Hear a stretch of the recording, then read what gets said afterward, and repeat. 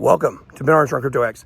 Today, just a quick video, guys. We want to talk about investing strategies. And I want to talk about a mindset that you need to take on if you're going to be successful in crypto. There was a question that was posed to me today in the live stream, which was, should you take 50% of your profits and bank them when Bitcoin hits a new all-time high?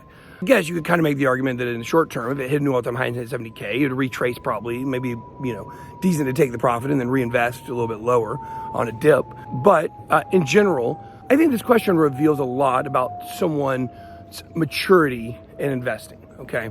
Because, and also your countenance, because if you're a scared trader, that sounds great to you. Take some profits, bank them, and if you lose everything, you still won. And that's good, right? But the funny thing is that the people that use that type of mindset, well, they're not the people that would have lost the money anyways. It's the rest of us, those that are a little degen.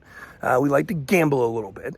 And we like when our adrenaline pumps when we're making money. We don't just like sitting around watching the money make itself. We want to be part of that process, and we want to get good feelings and adrenaline and, things like that, euphoria from making some good trades, things like that.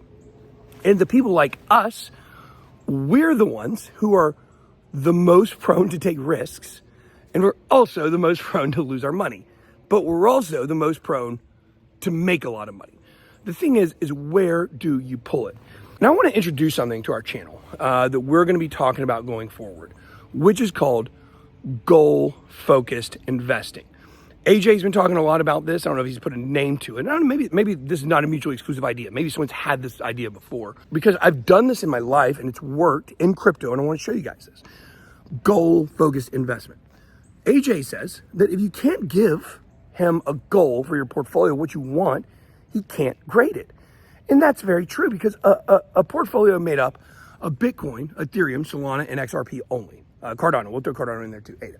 Those 5 coins, if you had $100, that's not really a great portfolio.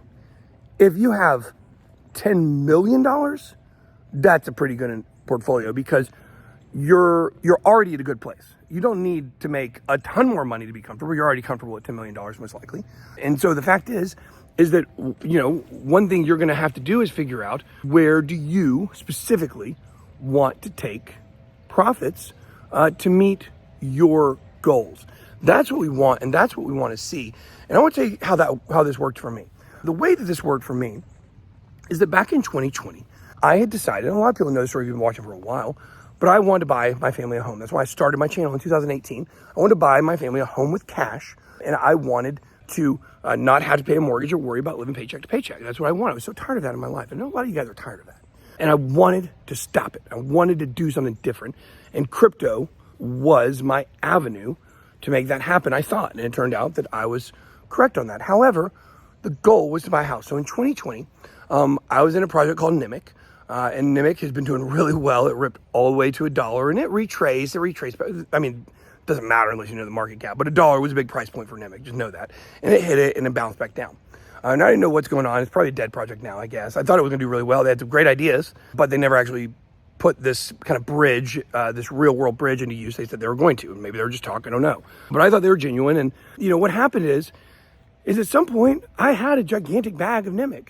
And at one point it was the majority of my crypto portfolio. And so what I had to decide was, even though, now this is after we had not been talking about it for a while on the channel, but I didn't want to sell my Nimic bag. It was a great decision to sell that bag, actually, because when I sold that bag, not because I sold it on exchange, but what happened is the price started retracing. Over the next several months, it would go all the way back down and basically lose almost all of its gains. And by the end of the bull run, people weren't even talking about it anymore. I didn't want to sell that bag. However, it was a good decision to sell that bag. Now, why did I sell that bag? Because I needed money to buy a house, and I had made some money, and I needed about an extra $150K or so to complete the purchase. And I didn't have that much in Nimic, but I had a good portion of that was in Nimic, and I sold it. And I had to. I didn't want to. I was sad about selling it, even though looking back, it was a great decision. But I was sad about selling it because I believed in the prospects. I lean bullish. I always believe these coins are going to do everything they say. I've learned over the years, getting a little wiser, obviously, in some things. Comedic timing, maybe. Guys, also remember, it's not all about making money. We also have some philosophies that we like on this channel, some things that we stick to. And one of those things is we want to see crypto adoption because we feel like it can help people find financial freedom and evens out the world. And it just makes things a better place. Transparency, that's what we want in the world of business. And blockchain provides that to us. And one of the things that we're doing for adoption is pushing Bencoin, a project that I'm the chairman of. And we want this coin to push crypto adoption through initiatives. If you want to find out more about Bencoin, don't believe what your friends say, or your enemies, or your frenemies. Go check out what we say about Bencoin and where we're going and our goals and our roadmap. Head on over to @JoinBencoin on Twitter, joinbencoin.com. We'll have the links down below in the description. You guys can check all this out, of course. But the important thing is you're going to want to do all this because we're giving away $1,000 in Bencoin to 3 winners. We're going to give away $200, $300, and $500 to 1 winner of each level, of course, the first, second, and third place prize. All you got to do, click the link in the description, and I'll go ahead and throw a QR code for you guys who want to scan it because I'm just running wild with QR codes. QR codes everywhere. And you guys enter to win $1,000, up to $1,000 in Bencoin. First place winner will get $500 in Bencoin. And who knows, maybe that $500 will be worth more than you started with down the road. We're really happy about Bencoin. Going to be talking a lot more about what we're doing with our initiatives. We're really kicking off, heading towards crypto adoption, and hope you guys enjoy this contest. We should do more of these. But the fact is that for me, I had to make the decision to pull that because it was the majority of my crypto. However, goal-focused investing. The goal for me was to buy a house with cash, and I had enough money to do it. A deal is about $300,000. I had enough money to do it, and you know what? I had a decision.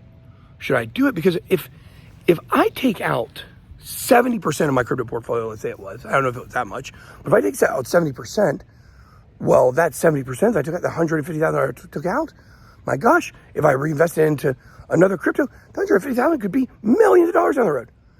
Yeah, but you're already making a lot of money in crypto. Like, you can't think of it like that. And I think a big fallacy is that every single decision that you make in your life needs to be about the bottom line, dollar and cents. That's what runs the world. But I don't think that's a very free way to live and a very free way to make decisions, which is, oh my gosh, at all times I need the extra 1% I need to make it. No, let go of that stuff. That doesn't matter. What matters is you change your life and you change the way that you're living. For a lot of you guys, that's what you want. You want to change the quality of your life. What is this? What's this down here? Solana, what are you doing, baby girl? Yeah, look, Solana, you're eating leaves. She's a smart blockchain. That's why we call her Miss Paws. But look, now the fact is, I made the decision to pull the money. You know why? Because I didn't get greedy. I met my goal. I was at my goal, and I pulled the numbers, and I pulled the money, and I bought my house. And it was a big moment for me. It was a moment for success for me when I met my goal. And then I set other goals after that.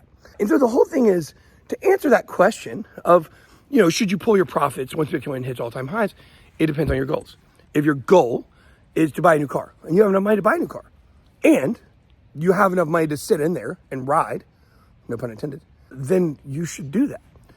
If you have $1,000 and you need $100,000 for a liver transplant because you about drank yourself to death over all your stock market losses and your little gains over there, and just because about Joe Biden, then you know what? You have the power to do that. And so I think when you're looking at what you want to do, you need to put goals in order. I met my goal and I did it. And then after I met my goal, I set new goals. And those new goals determined the way that I invested. And you know what's interesting? The last goal that I had was $20 million at the last business. And we got it up to about $40 million. Who knows how much they've stolen from me? And it might be $20 or $50 million somewhere. But the fact is, after I hit $10 million, I stopped making goals. And that's something that I want to do this time, is not stop making goals. And so I'm going to do a video where I'm going to do a stake mention. And that video is right now, because I almost forgot to thank my sponsor, Stake. If you'd like to check out the world's largest social casino, instead of hanging around in the woods, which you're not really even in the woods, you're actually 2 feet into the tree line in your backyard. If you want to do that, you can. Make sure you go hit the QR code on the screen and make sure to go down below in the description and click the link if you can't scan a QR code because you're watching it on your phone, you dummy. Go to Stake, get an account, Tell them that Armstrong sent you. And then tell me who you told that to, because I don't even think there's anybody to talk to other than the customer support. So if you found somebody, oh, that's right, it's a social casino. There's social people there, so go tell them. Anyways, Ben Armstrong Crypto Addicts, powered by Stake. Point is goal-focused investing. So I'm going to be doing a video where I'm going to be explaining to you guys my goals for this bull run. I'm going to sit down, I'm going to make goals, and whenever we meet those goals, we are going to have a party. We're going to do some fun stuff. Obviously, I'm going to have some goals with my investing and then some goals with the channel. When we hit 100,000, when we hit 250,000, when we hit 1 million, when we become the biggest channel again, we're going to hit all those goals and have fun with it, but also investing goals.